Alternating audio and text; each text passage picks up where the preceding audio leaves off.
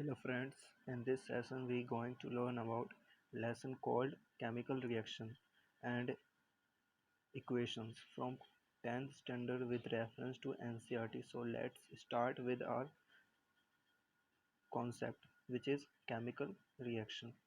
तो chemical reaction के definition से start करते हैं कि chemical reaction की definition क्या होती है. The process in which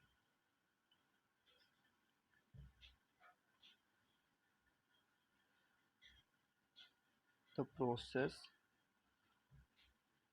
in which new substances with new properties are formed from one or more substances is called chemical reaction. तो एक केमिकल रिएक्शन एक प्रोसेस होता है जिसमें न्यू सब्सटेंस फॉर्म होता है न्यू प्रॉपर्टीज़ के साथ. और ये न्यू सब्सटेंस न्यू प्रॉपर्टीज़ के साथ किस तरह फॉर्म होता है, दो या दो से ज़्यादा सब्सटेंस को आपस में मिलाने पे, यानी दो या दो से सब्सटेंस की रिएक्शन जब करते हैं तो एक न्यू सब्सटेंस फॉर्म होता है जो कि एक न्यू प्रॉपर्टीज़ के साथ फॉर्म होता है. और ये जो प्रोसेस होता है न्यू सब्सटेंस को फॉर्म करने का, उस प्रोसेस को हम केमिकल रिएक्शन कहते हैं. तो अब अगले पॉइंट पे चलते हैं इस कॉन्सेप्ट के. The substances which take part in chemical reaction are called chemical reactants. तो जो सब्सटेंसेस केमिकल रिएक्शन के अंदर पार्ट लेती है, हिस्सा लेती है, उसको हम रिएक्टेंट्स कहते हैं. और the substances which are formed in a chemical reaction are called product. यानी जो सब्सटेंसेस फॉर्म्ड होती है from reaction of the two and more substances, उनको हम प्रोडक्ट कहते हैं. यानी जब सब्सटेंसेस जो प्रोडक्ट फॉर्म होता है उसको प्रोडक्ट कहते हैं, जो सब्सटेंसेस के रिएक्शन से फॉर्म होती है. एग्जाम्पल के तौर पे देखें तो कौन कौन से एग्जाम्पल हो सकते हैं. डाइजेशन ऑफ फूड एक केमिकल रिएक्शन है. रेस्पिरेशन यानी जब हम सांस लेते हैं वो भी एक केमिकल रिएक्शन है. रस्टिंग ऑफ आयरन ये भी केमिकल रिएक्शन है. बर्निंग ऑफ मैग्नीशियम रिबन यानी जब मैग्नीशियम रिबन को हम जलाते हैं तो ये भी एक केमिकल रिएक्शन होता है, एक प्रोडक्ट फॉर्म करता है. जब मैग्नीशियम और ऑक्सीजन के प्रेजेंस में मैग्नीशियम को हम जलाते हैं तो एक प्रोडक्ट फॉर्म करता है जिसको हम MgO2 कहते हैं.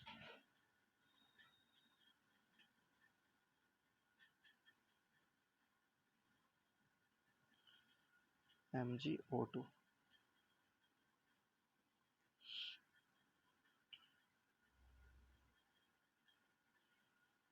ये एक कंपाउंड है जो इस रिएक्शन के दौरान फॉर्म होता है. फॉर्मेशन ऑफ कर्ड ये भी एक केमिकल रिएक्शन है. जब हम दूध में थोड़ी सी दही मिला देते हैं तो वो पूरा का पूरा एक दही बन जाता है. नेक्स्ट पॉइंट पे चलते हैं इस कॉन्सेप्ट के.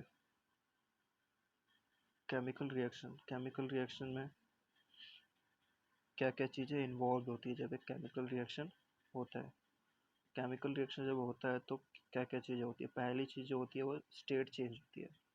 यानी जो हमारा सब्सटेंस है वो रिएक्ट होकर जो प्रोडक्ट बनता है उस प्रोडक्ट का स्टेट चेंज हो जाता है. जैसे लिक्विड है, लिक्विड को हम जब ज़्यादा ठंडा करते हैं तो एक टेम्परेचर ऐसा होता है जिस टेम्परेचर पर वो सॉलिड हो जाता है, यानी लिक्विड से सॉलिड, तो उसका स्टेट चेंज होता है. जैसे चेंज इन कलर भी चेंज हो जाता है कई बार. जैसे कि वाइट पेपर है, जब उसको हम जलाते हैं तो वाइट पेपर जलने के बाद ब्लैक हो जाता है, तो सब्सटेंस का कलर चेंज हो जाता है रिएक्शन के दौरान. चेंज इन टेम्परेचर चेंज हो जाता है. जैसे कि हम नॉर्मल वाटर लेते हैं जो नॉर्मल टेम्परेचर के अकॉर्डिंग होता है, और जब उसको हम ठंडा करते हैं तो वो ठंडा होने पे या जब सॉलिड हो जाता है तो वो उसका टेम्परेचर भी चेंज हो जाता है, वो काफ़ी ठंडा हो जाता है. इस रिएक्शन के दौरान टेम्परेचर भी चेंज हुआ सब्सटेंस का. एवोल्यूशन ऑफ गैसेस गैसेस भी कई बार इवोल्यूट होती है जब हम वाटर को गर्म करते हैं.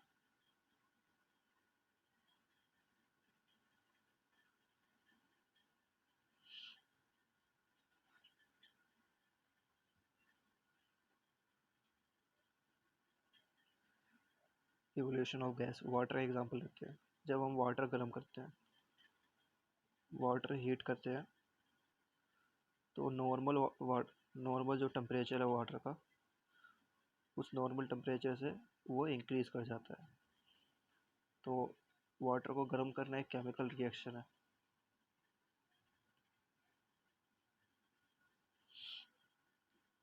और इस केमिकल रिएक्शन के दौरान वो जो सब्सटेंस है उसका टेम्परेचर इंक्रीज कर रहा है, टेम्परेचर इंक्रीज कर रहा है।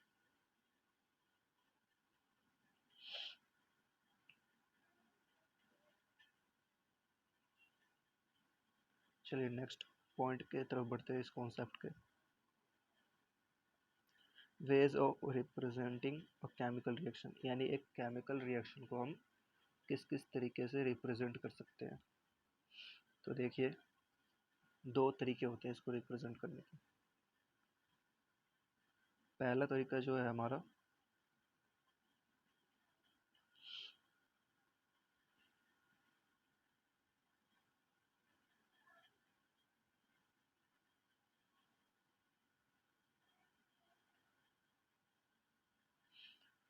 जो है हमारा वर्ड इक्वेशन, यानी हम वर्ड्स के थ्रू उसको रिप्रेजेंट कर सकते हैं एक केमिकल रिएक्शन को। जैसे कि जिंक और सल्फ्यूरिक एसिड जब ये आपस में रिएक्ट करते हैं तो एक प्रोडक्ट बनाते हैं, दो प्रोडक्ट बनाते हैं। पहला प्रोडक्ट है जिंक सल्फेट और दूसरा है हाइड्रोजन। और ये जो हमारा रिएक्टेंट्स होता है उसको हम आर एल एच एस का साइड लिखते हैं, और जो हमारा प्रोडक्ट होता है वो हम आर एच एस का साइड लिखते हैं। तो वर्ड इक्वेशन के थ्रू हम इस तरह रिप्रेजेंट करते हैं।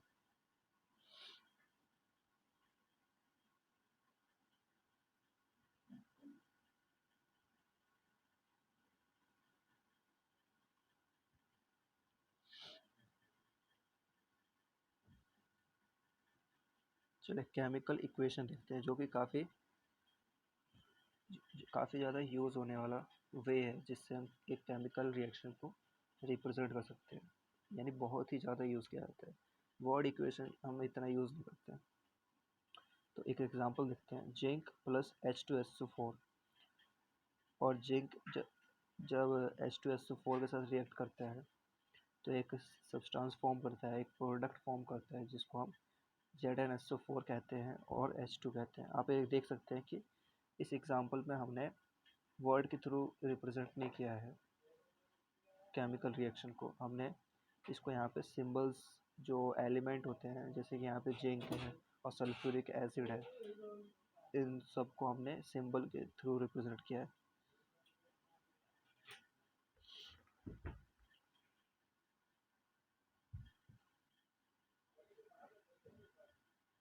जैसे देखिए, ये जिंक है, जिंक को हमने Zn से रिप्रेजेंट किया है। सल्फ्यूरिक एसिड को हमने H2SO4 से रिप्रेजेंट किया है। और ये जो सिंबल्स होते हैं, हमने 9th क्लास में ये सिंबल्स देख रखे हैं कि जिंक के लिए कौन सा सिंबल होता है और सल्फ्यूरिक एसिड के लिए कौन सा सिंबल होता है। और हम केमिकल इक्वेशन में इस केमिकल इक्वेशन को सिंपल वे में रिप्रेजेंट करने के लिए हम सिर्फ सिंबल्स का यूज़ करते हैं, जिससे हमें ज़्यादा टाइम कंज्यूमिंग ना हो। और एक बात हमें ध्यान रखना होता है कि जो रिएक्टेंट होता है उसको हम LHS के साइड लिखते हैं और जो प्रोडक्ट होता है RHS के साइड लिखा जाता है। चलिए नेक्स्ट कॉन्सेप्ट की तरफ चलते हैं, जो कि है chemical equation.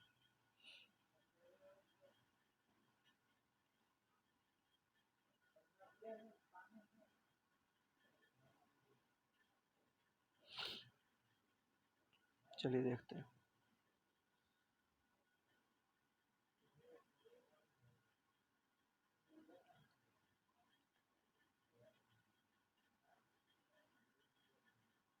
Chemical equation, chemical equations क्या होते हैं, डेफिनेशन से स्टार्ट करते हैं।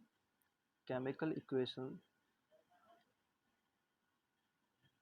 क्या होता है? A reaction can be represented by a chemical equation. हमने अभी ऊपर पढ़ा था कि एक केमिकल रिएक्शन को रिप्रेजेंट करने के दो तरीके होते हैं। या तो हम उसको वर्ड रिप्रेजेंटेशन से लिख सकते हैं और या तो हम केमिकल इक्वेशन के थ्रू लिख सकते हैं। देखिए,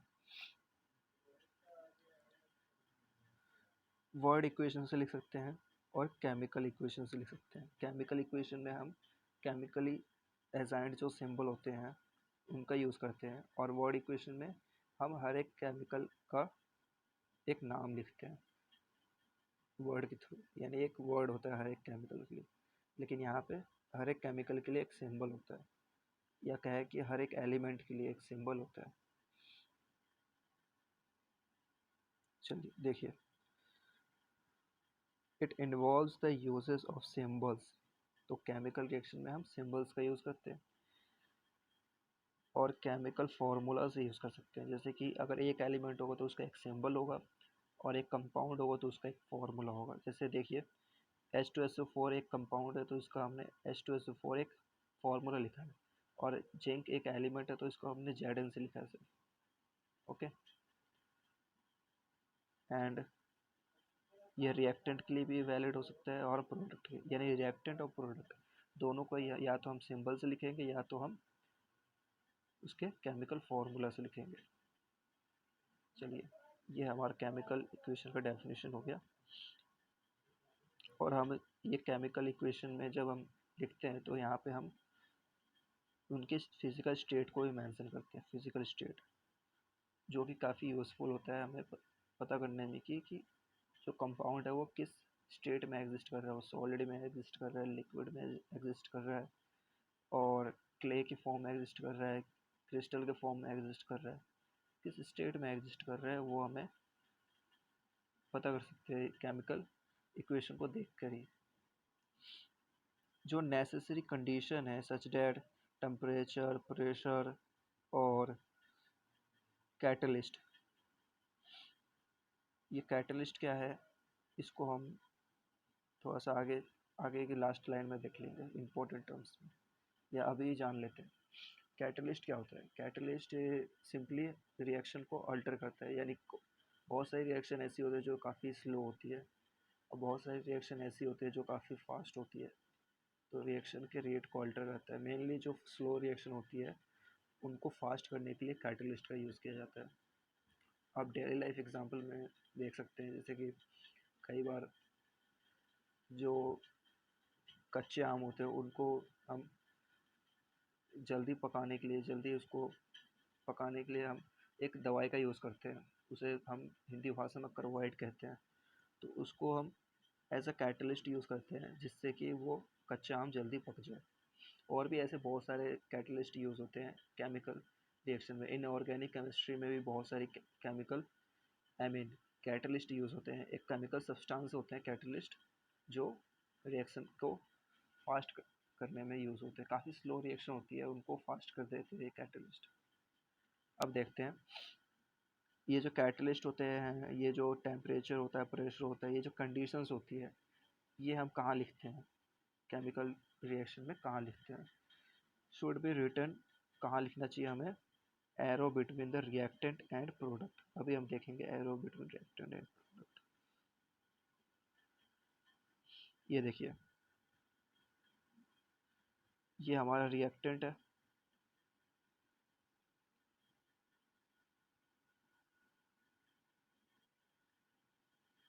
और ये हमारा प्रोडक्ट है। ये हमारा प्रोडक्ट है, ये रिएक्टेंट है। इन दोनों के बीच में ये एक एरो है। इस एरो के बीच में हम लिखते हैं ये सारी चीज़ें, ये जितनी भी चीज़ें हैं, कैटलिस्ट हो गया, प्रेशर हो गया, टेम्परेचर हो गया, ये सारी चीज़ें हम इस एरो के बीच में लिखते हैं। ओके, समझ में आ गया होगा।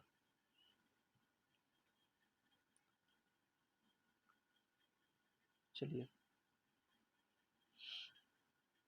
तो देखिए एग्जांपल, मैग्नीशियम को हमने एयर के प्रेजेंस में जलाया तो क्या बना हमारा? Magnesium oxide. एग्जांपल हमने पहले भी देखा है, हमने दोबारा देखा। तो देखिए, ये मैग्नीशियम जो है ऑक्साइड के प्रेजेंस में जब जलता है तो ऑक्सीजन से रिएक्ट करके ऑक्सीजन के डाई मॉलिक्यूल से रिएक्ट करके ये MgO बनाता है, 2 मॉलिक्यूल्स ऑफ MgO। और इसके बीच में जैसे कि हमने इसको हीट किया, मैग्नीशियम और ऑक्सीजन को हीट किया, तो यहाँ पे हम लिख सकते हैं हीट किया हमने। और भी आगे हम इनऑर्गेनिक केमिस्ट्री में, फिजिकल केमिस्ट्री में हम ये सब इक्वेशन को इस तरह लिखते हैं जाके, तो आप इससे और ज़्यादा फैमिलियर हो जाओगे आगे जाके। काफ़ी इजी बेसिक कॉन्सेप्ट है। चलिए एक इम्पोर्टेंट सब कॉन्सेप्ट देखते हैं कि केमिकल इक्वेशन को बैलेंस किस तरह किया जाता है। Balancing the chemical equation. तो as the law of conservation of mass states that matters cannot be created, neither be destroyed in a chemical reaction, so that's why we need to balance a chemical reaction। तो एक question भी बनता है कि chemical reaction को balance किस लिए करना ज़रूरी होता है। तो लॉ ऑफ कंजर्वेशन ऑफ मास के अकॉर्डिंग मैटर को हम ना तो क्रिएट कर सकते हैं ना तो डिस्ट्रॉय कर सकते हैं, तो हमें उसको बैलेंस करना पड़ता है। ये हमारा रीज़न है। In chemical reaction should be remain same at reactant and product, यानी जो नंबर ऑफ एलिमेंट है जो केमिकल रिएक्शन में इन्वॉल्व होती है वो रिएक्टेंट के साइड और प्रोडक्ट के साइड सेम होना चाहिए, क्योंकि नंबर ऑफ एलिमेंट्स रिएक्टेंट के साइड और प्रोडक्ट के साइड कम ज़्यादा नहीं हो सकते, क्योंकि law of conservation of energy ऐसा नहीं लो करता। स्टेप वाइज प्रोसेस देखेंगे कि किस तरह हम केमिकल रिएक्शन को बैलेंस कर सकते हैं। पहला स्टेप देखते हैं।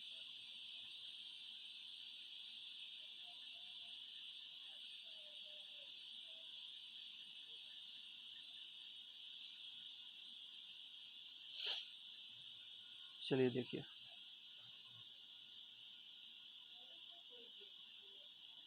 Step wise balancing the chemical equation.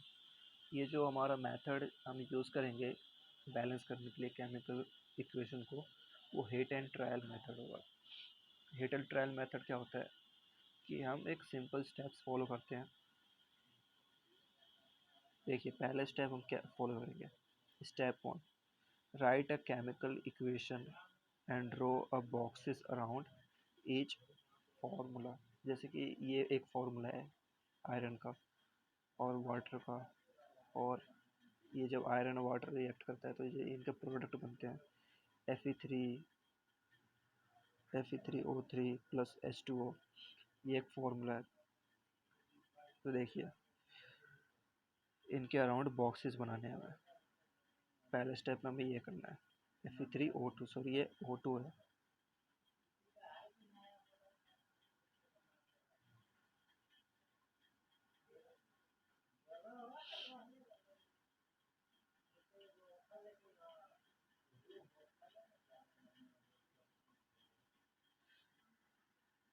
ये हमारा O2 है, Fe3O2।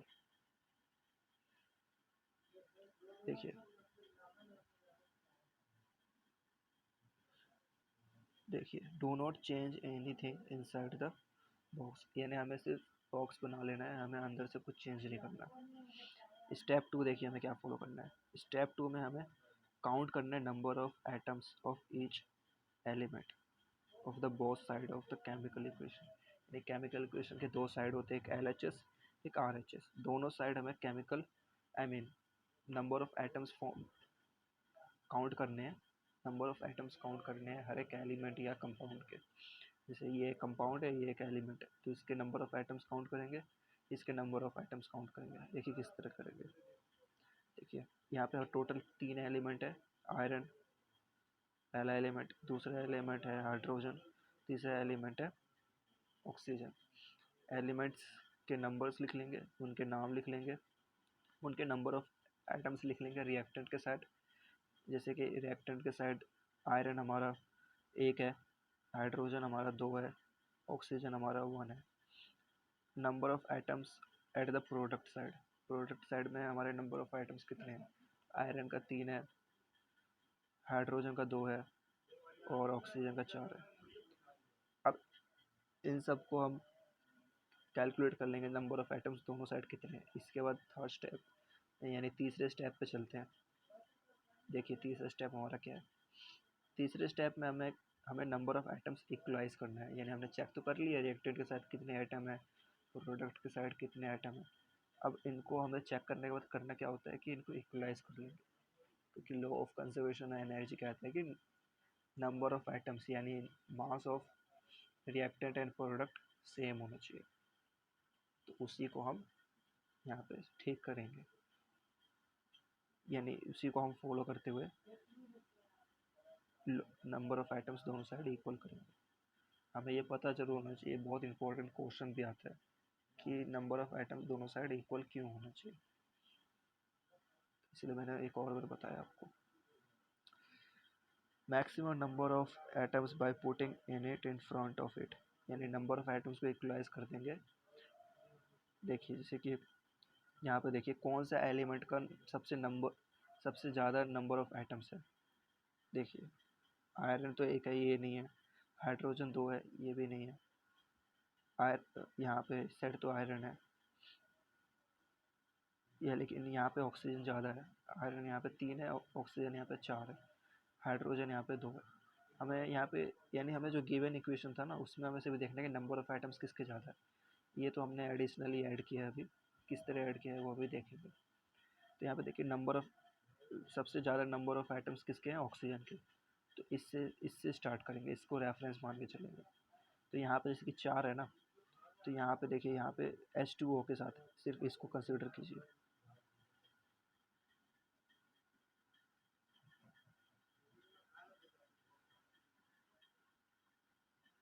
देखिए जैसे कि ऑक्सीजन है, ऑक्सीजन यहाँ पे एक एटम है, ये हमने अभी यूज़ नहीं किया, अभी हमने इसको भूल जाइए अभी। ठीक है, ऑक्सीजन हमारा ऑक्सीजन के एटम कितने हैं? 4 एटम है ऑक्सीजन के। किस साइड? इस साइड 4 एटम है, लेकिन इस साइड 1 एटम है। देखिए इस साइड एक एटम है, इस साइड 4 एटम है। तो यहाँ पे तो एटम ज़्यादा है, यहाँ पे एटम कम है, तो यहाँ पे हमें 4 एटम लाने पड़ेंगे। देखिए हमें रेफरेंस उसी एलिमेंट से लेना है जिसके सबसे नंबर ऑफ एटम्स ज़्यादा है। रिएक्टेंट के साइड भी हो सकते हैं, प्रोडक्ट के साइड भी हो सकते हैं। वो हमें डिसाइड करना है कि किस साइड सबसे ज़्यादा नंबर ऑफ एटम वाले एलिमेंट है। उसी को रेफरेंस मान के चलना है कि इस साइड कम है तो इस साइड भी उसके बराबर करना पड़ेगा उस एलिमेंट को।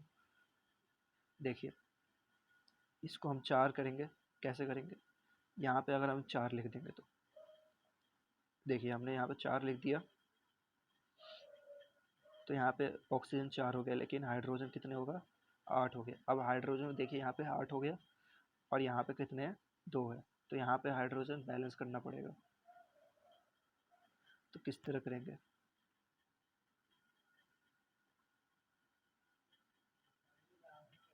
ये हम नेक्स्ट स्टेप में देखेंगे। ठीक है, अभी हमने यहाँ पे देख लिया कि रेफरेंस किस तरह लिया जाता है, किस एटम से स्टार्ट किया जाता है बैलेंस करना। ठीक है, आगे के देखते हैं। स्टेप 4 में हमें क्या करना है कि हमें स्टेप 3 को ही आगे प्रोसीड करना है, यानी सभी एलिमेंट्स के लिए उसको अप्लाई करना है। यानी अब जैसे हमने ऑक्सीजन को बैलेंस किया दोनों साइड, वैसे ही हम बाकी एलिमेंट्स को भी बैलेंस करेंगे। देखिए यहाँ पे हमने लिखा हुआ है, देखिए स्टेप 4 में हमें क्या करना है।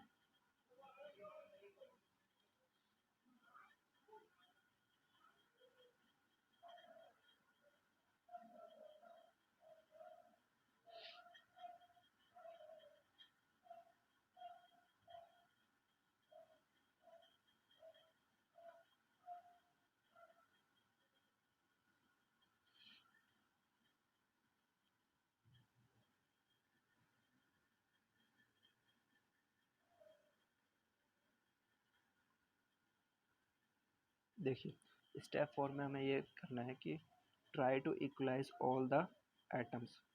हमें सारे एटम्स को, एलिमेंट्स के जितने भी एटम्स हैं उनको इक्वलाइज करना है। यानी किसी रिएक्टर के साथ अगर 4 एटम है ऑक्सीजन के, यानी प्रोडक्ट के साइड अगर 4 एटम है, रिएक्टर के साइड एक ही एटम है, तो रिएक्टर के साइड उसको इक्वलाइज करना है, उसको भी 4 बनाना है। हाइड्रोजन अगर इधर ज़्यादा है और रिएक्टर की साइड ज़्यादा है और प्रोडक्ट की साइड कम है, तो प्रोडक्ट की साइड उसको ज़्यादा करना है, दोनों साइड इक्वल करना है। ठीक है, यही काम करना है reactant and product side by adding coefficient in front of it. Okay, देखिए यहाँ पे हमने 3 एटम्स ऑफ Fe3 इंक्रीज किया है क्योंकि यहाँ पे 3 था। यहाँ पे हमने हाइड्रोजन 8 बनाया क्योंकि यहाँ पे हाइड्रोजन 2 था। सॉरी, यहाँ पे हाइड्रोजन 8 हो गया था, यहाँ पे हमने हाइड्रोजन के साथ 4 लिख दिया। Now all the atoms of the element are equal on both side. अब स्टेप 5 में हमें क्या करना है, ये सब एडिशनल स्टेप होते हैं। बेसिकली हम इस स्टेप को स्किप कर देते हैं, लेकिन मेन स्टेप हमारा ये होता है कि नंबर ऑफ एटम्स दोनों साइड बराबर होना चाहिए। ओके, यहाँ पे हमने 4 इसलिए लिखा है क्योंकि यहाँ पे नंबर ऑफ एटम्स 8 हो गए थे, क्योंकि हमने ऑक्सीजन का बैलेंस करने के चक्कर में हाइड्रोजन अनबैलेंस्ड हो गया था। तो यहाँ पे हाइड्रोजन को 8 बना दिया 4 लिख के। इसके कॉफिशिएंट, ये हमारा कॉफिशिएंट होता है, अगर किसी को ना पता हो तो ये इसको कॉफिशिएंट कहते हैं। ओके, कॉफिशिएंट हम एलिमेंट के फ्रंट ऑफ साइड लिख देते हैं, ये फ्रंट ऑफ साइड। स्टेप 5 में हमें क्या करना होता है, देखिए फिजिकल स्टेट्स लिखने होते हैं। फिजिकल स्टेट्स कौन कौन से होते हैं, सॉलिड, लिक्विड, गैस। ठीक है, 3 स्टेट मेनली हमें लिखने होते हैं। रिएक्टेंट साइड भी लिखने होते हैं, प्रोडक्ट की साइड भी लिखने होते हैं। देखिए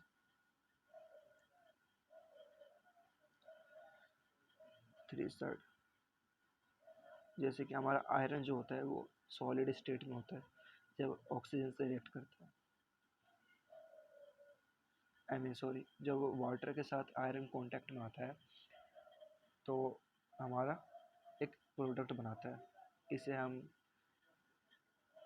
Fe3O4 कहते हैं। Fe3O4। ओके, और ये जो वाटर होता है लिक्विड स्टेट में होता है, और जो आयरन होता है वो सॉलिड स्टेट में होता है। और जब ये इससे रिएक्ट करता है तो वाटर यहाँ पे रिलीज होता है। ये यहाँ पे सॉरी, वाटर जो होता है वो गैस स्टेट में होता है, यानी वेपर फेज में होता है। वेपर फेज में, वेपर स्टेट में होता है।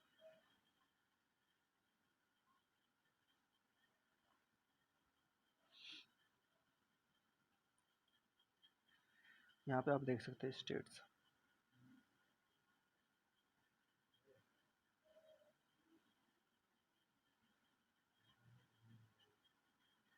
Solid state, liquid state, gas state, aqueous state, ये 3 स्टेट होते हैं मेनली। एक्वस स्टेट वो स्टेट होता है जिसमें कोई कंपाउंड वाटर के साथ रिएक्ट करता है, यानी कोई कंपाउंड जो होता है वो वाटर के साथ कंबाइन होता है। जैसे कि जैसे शुगर है, शुगर को अगर हम वाटर में मिक्स करेंगे तो ये शुगर प्लस वाटर एक एक्वस सॉल्यूशन बनेगा। ओके, और भी हमें रिएक्शन दिखेंगे वहाँ पे, जैसे कि क्विक लाइम है। क्विक लाइम जब वाटर के साथ रिएक्ट करेगा तो एक, जैसे CuSO4 है, वो ज़्यादा अच्छा एग्जाम्पल होगा।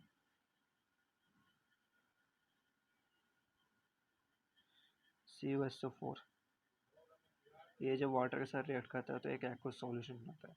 आगे हम देखेंगे इसका एक्वस सॉल्यूशन का एग्जाम्पल।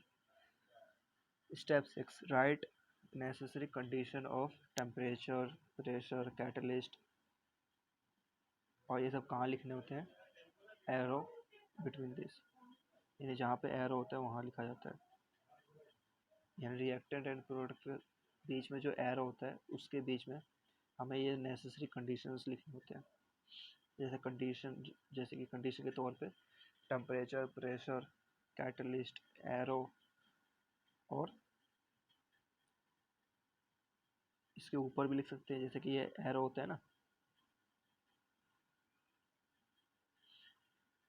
ये एरो होता है, इस एरो के नीचे भी लिख सकते हैं और ऊपर भी लिख सकते हैं, दोनों इस जगह को हम यूज़ कर सकते हैं। टाइप्स ऑफ केमिकल रिएक्शन, यानी केमिकल रिएक्शन कितने टाइप्स होते हैं। मेनली हम 5 टाइप्स पढ़ेंगे केमिकल रिएक्शन के।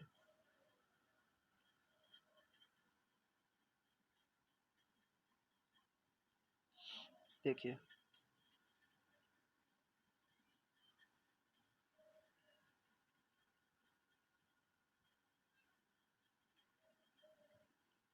देखिए types of chemical reaction. Chemical reaction का फर्स्ट टाइप देखिए क्या है। The reaction in which 2 or more substances reacts and combine to form a single product। यानी इस रिएक्शन में क्या होता है कि इसमें दो या दो से ज़्यादा रिएक्टेंट आपस में रिएक्ट करते हैं और एक सिंगल प्रोडक्ट को फॉर्म करते हैं। एग्जांपल से समझते हैं, ज़्यादा बेटर रहेगा। देखिए, burning of coal, that is copper plus oxygen. मतलब क्या हुआ कि जब हम कोयला को जलाते हैं, कोयला क्या होता है, कार्बन। ये हमारा सिंबल जो है कार्बन के लिए, कार्बन। और ये जो सिंबल है हमारा ऑक्सीजन के लिए। यानी जब कार्बन को हम ऑक्सीजन के प्रेजेंस में जलाते हैं, जब ऑक्सीजन होता है तभी तो कोई चीज़ जलती है। याद रखना ये बात कि जब ऑक्सीजन होगा तभी कोई चीज़ जलेगा, बिना ऑक्सीजन के कोई चीज़ जल नहीं सकती। तो कार्बन जब हम जलाते हैं तो in the presence of oxygen जलाते हैं। तो जब carbon in the presence of oxygen जलता है तो एक कंपाउंड फॉर्म करता है या एक प्रोडक्ट फॉर्म करता है, जिसे हम क्या कहते हैं, CO2, जिसे कार्बन डाइऑक्साइड कहते हैं,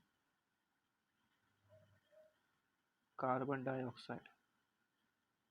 और ये जो कार्बन डाइऑक्साइड होता है, ये बेसिकली हम ह्यूमंस भी एक्सहेल करते हैं। यानी जब हम सांस लेते हैं, एयर अंदर लेते हैं, तो हम CO2 अपने सांस के द्वारा बाहर छोड़ते हैं। अब फॉर्मेशन ऑफ, यानी ये तो हो गया, ये भी एग्जाम्पल है। दूसरा एग्जाम्पल है कॉम्बिनेशन रिएक्शन का। देखिए क्या है, 2H2 plus O2 react to form a H2O। क्या है ये हमारा वाटर है, जो हम नॉर्मल वाटर है।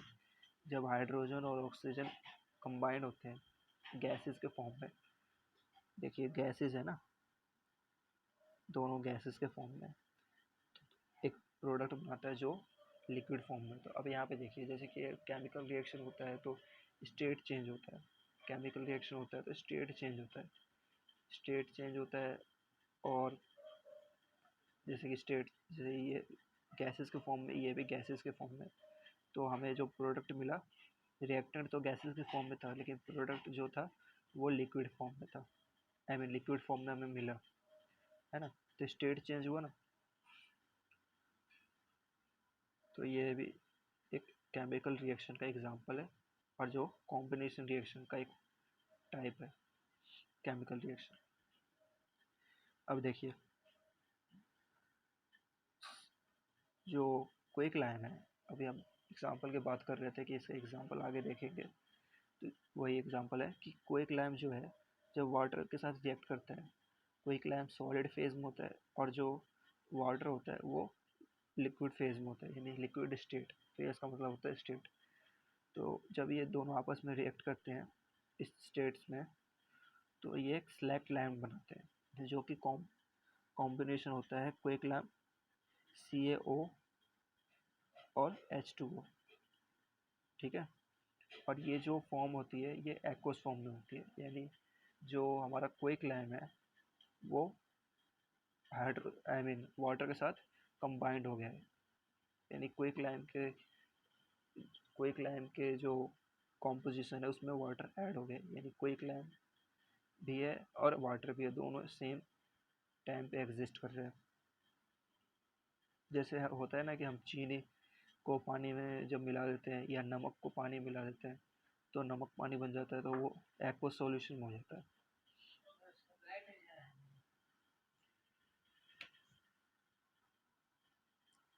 एक्सोथर्मिक रिएक्शन ये भी एक केमिकल रिएक्शन का टाइप होता है। Chemical reaction in which heat is released along with formation of product, यानी फॉर्मेशन ऑफ प्रोडक्ट होता है और इस फॉर्मेशन ऑफ प्रोडक्ट के दौरान हीट रिलीज होता है। और ये जो टाइप है ये केमिकल रिएक्शन का जो कॉम्बिनेशन रिएक्शन है उसका एक टाइप है, यानी कॉम्बिनेशन रिएक्शन का एक स्पेशल टाइप होता है। यानी इसमें भी जो दो रिएक्टेंट्स होते हैं वो आपस में जुड़ जाते हैं। जैसे देखिए एग्जांपल देखिए इसका, burning of gas natural gas क्या होता है, मीथेन मीथेन जैसे CH4,